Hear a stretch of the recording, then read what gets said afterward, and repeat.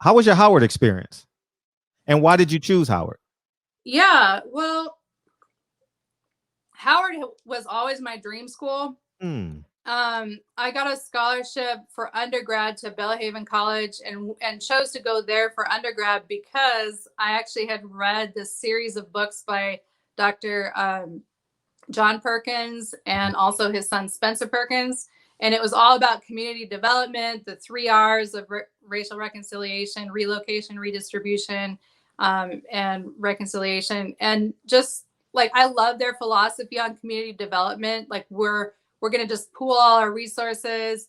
I don't, whatever my paycheck is, and it just goes into the pot. We like share, Hmm. we give, and we build this community up. And it was essentially like the reverse of white flight, or gentrification. It was the idea of families, whether Black or white, that had resources moving into a Black community that didn't have resources, which happened to be West Jackson in Jackson, Mississippi.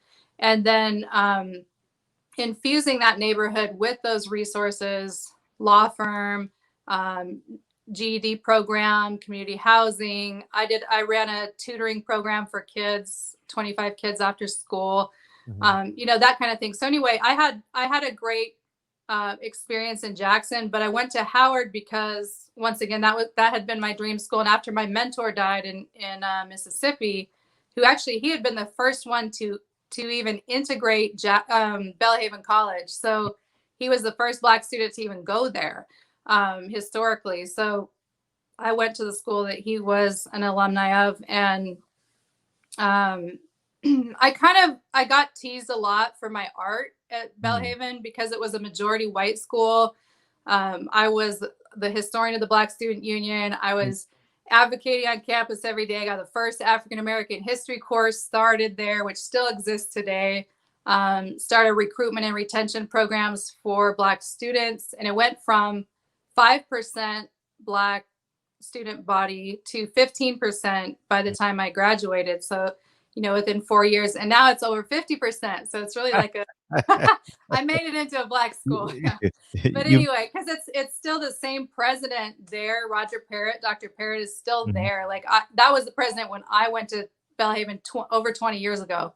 So Mm. he's still there, and he's still kept all of those processes going for recruitment and retention. And um, but anyway, I was kind of looking for a place to have that HBCU, have that Black influence on Mm. my art. It was always like in the art studio, because I was an art major. People are always like, why are you always painting Black people? Like, why don't you paint the plight of the Irish? Why don't you do this other thing over here? Like, why don't you paint white people? And I'd been getting that question since I was 3 years old, like, why don't Mm. you just draw white people? And it's like, um, why can't I just draw? Why can't I express what I see as beautiful? Mhm. What's wrong with that? And so I was kind of tired of fighting over the subject matter and wanted to have, Black professors kind of like give their critiques and just get that whole vibe and that experience that you get in an HBCU, as far as all the classes are going to be pro-Black. And, that was just like, I look forward to that because instead of having to fight to change an institution like I Yeah. was at Belhaven, I was going to be able to, kind of like lay back, not lay back into the arms of, but, like really just have common ground and, yeah, just feel at home, I guess, and not have to fight so much to change everything. However, it did end up, that there was a little problem at Howard because I got a full tuition scholarship to attend there. I couldn't actually afford to go there. To Uh, Howard. yeah, and like Gotcha. to go visit, ahead of time. So I didn't visit the campus ahead of time. I just received the application. There was no like designation for race or anything on the application. It was just, there wasn't even a category for it at Mm. that time. Um, I think there is now, just because there's been like the dental school is the only, like the best dental school in DC is Howard, so there's a Mhm. lot of people don't know, like there's a lot of like multicultural sort of student body in the dental program, oddly enough. But And anyways, federal funding. And yeah. a lot of federal funding, right? Yeah. So, but my first year there, so I had the full tuition scholarship, and that was just solely based on my GPA and my art portfolio, my talent coming in. And then I had a teaching assistantship as well. And I was married at the time. I got married my senior year at Belhaven. So I married a guy from Jackson, Mississippi. Mhm. and he moved with me to DC. So anyway, I was coming in with those particular perks in my financial aid, and not everybody had those the same full ride scholarship or teaching position. So the first time that there was a juried show, so they have these juried shows where you submit however many pieces you want in each category. And I submitted all of my best work. What some people don't like, so some people are painters, some artists just draw, some artists just sculpt. I do it all. Like I work in all media. So I submitted in every category. Again, just trying to be my best, do the thing that everybody's supposed to do.